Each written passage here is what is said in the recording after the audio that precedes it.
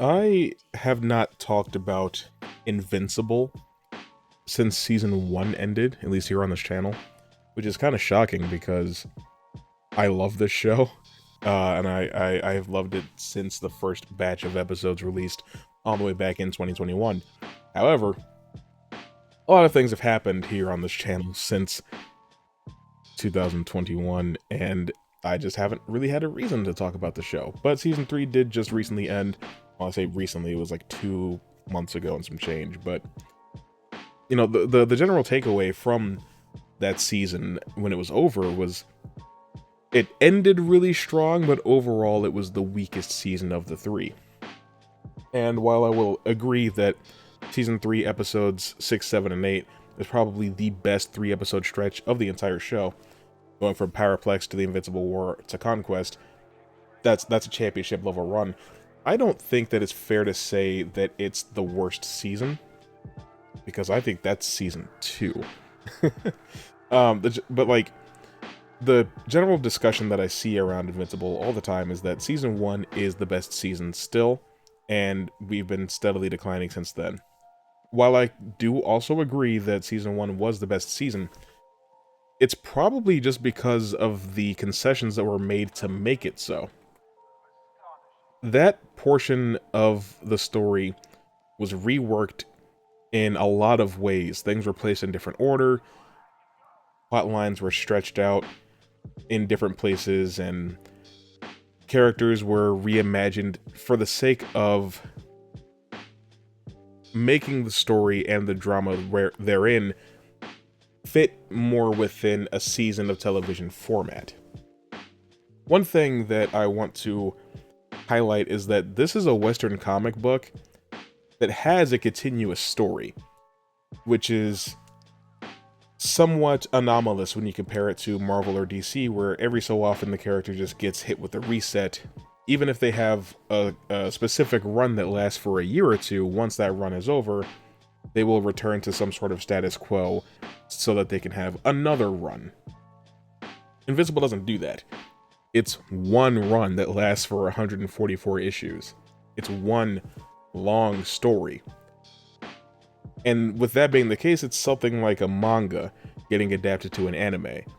There might be arcs within the source material, little chunks of story that progress the characters and the overall plot little by little until you reach a conclusion with some sort of war arc or something like that.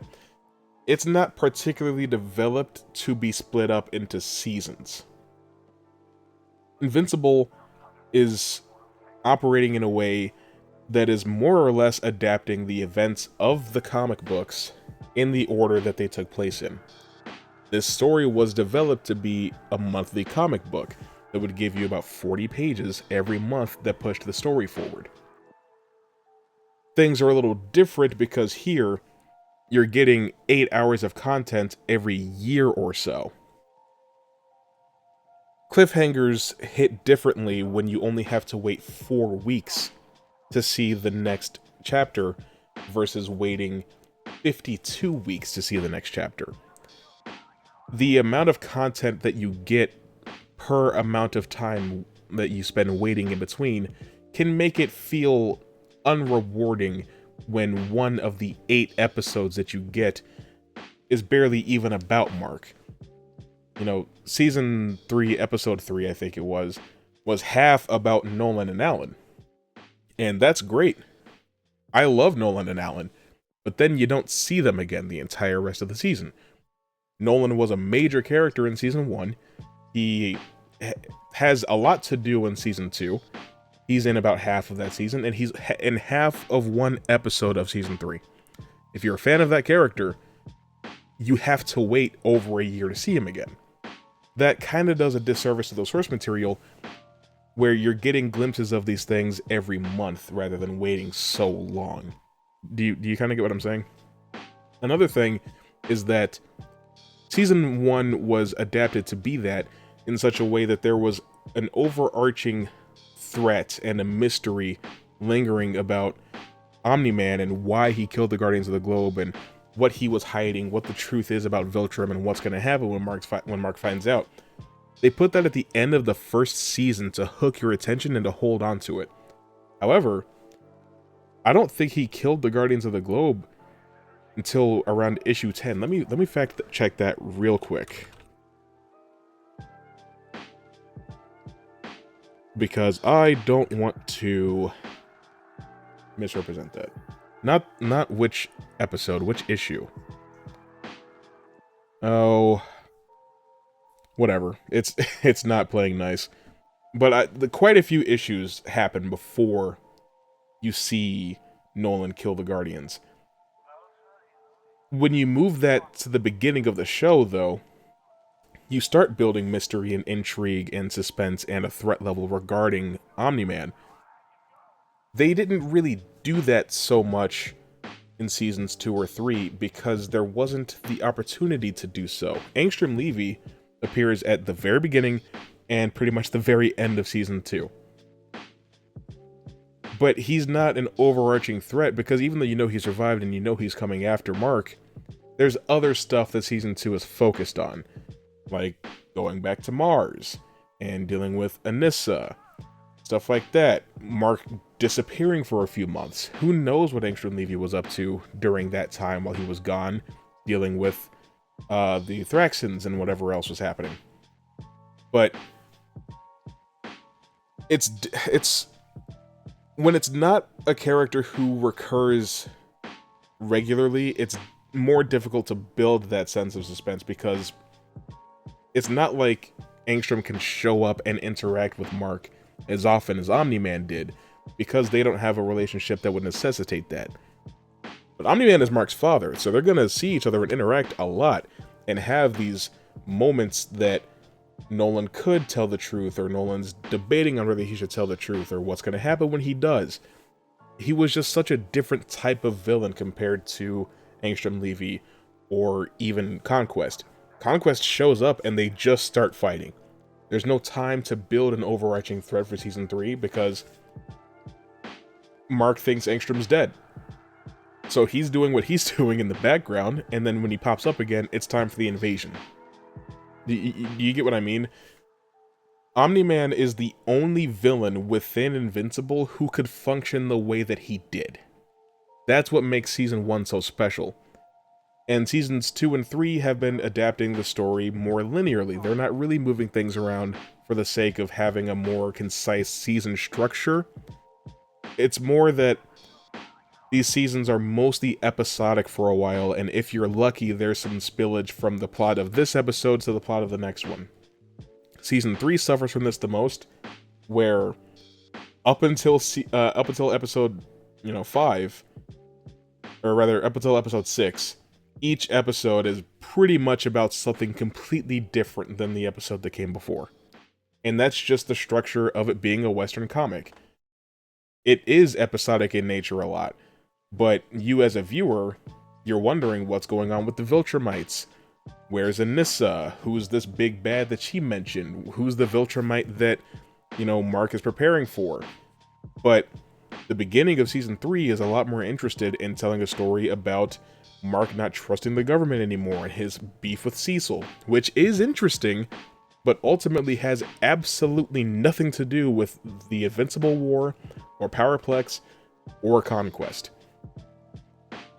However, I say all of that to say that if you are concerned that each season of Invincible feels less focused than the last, you don't have to worry quite so much anymore. Season 4 is about to start adapting material that is a lot more straight shooting. Now, that's not to say that we're just jumping straight into Viltrumite. There's other stuff that has to happen. A couple characters have to get stuck in another dimension. We're doing an original plotline about Damien Darkblood, it looks like. There's a dinosaur plot that we're gonna be getting to. But overall, I do believe that the sense of, unfocusedness, is that the word that I'm looking for? Or just the general feeling of the show being inconsistent in its direction and not quite knowing what story it wants to tell. I believe that is going to start to fall away.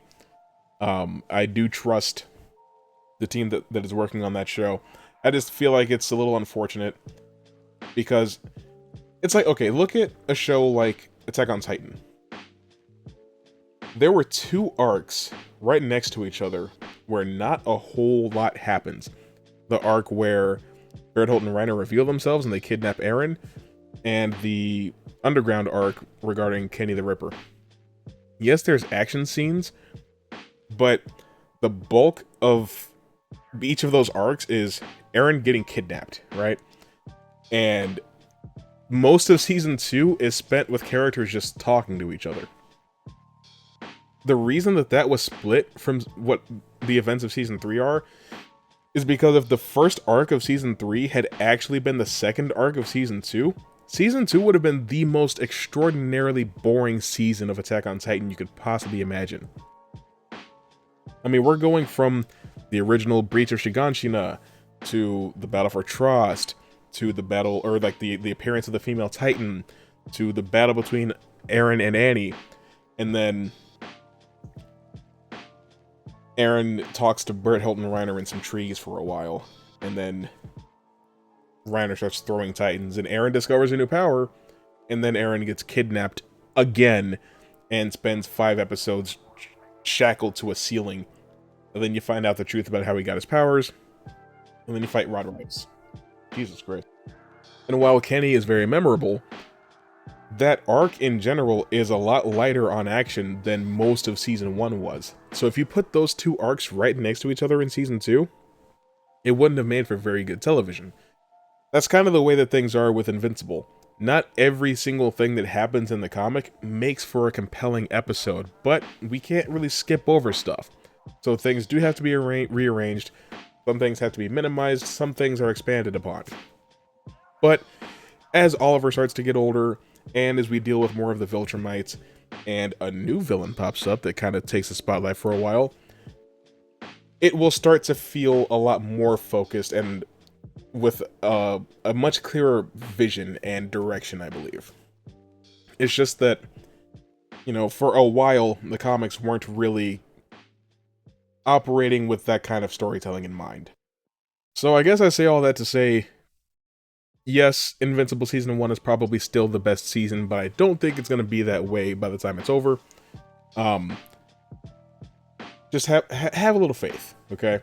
I know the animation quality is getting worse. There's nothing we can do about that. Mark's face looks completely different in Season 3 than it did in Season 1, and that's really weird, but hey. You know, we're just spectators, what can we do about that? But, again, I'm strongly looking forward to Season 4, and I think that once you start seeing material from it, you will be too. And by the time we get to Season 8, which is probably going to be the final season, we're going to look on these early seasons a little differently. Just a little differently. Just like readers of Invincible look on those first, 50 or 60 issues a little differently than they look at the rest of it. You know, we are legitimately almost halfway through Invincible. Isn't that crazy? Especially when you consider how much stuff happens in the later issues. It is insane to think about it that way, but we're probably going to be doing this until like 2032. So that we've got that to look forward to, I guess. But I'm starting to lose my voice, so I'm going to give it a rest. I'm going to hop out of here. See you guys later.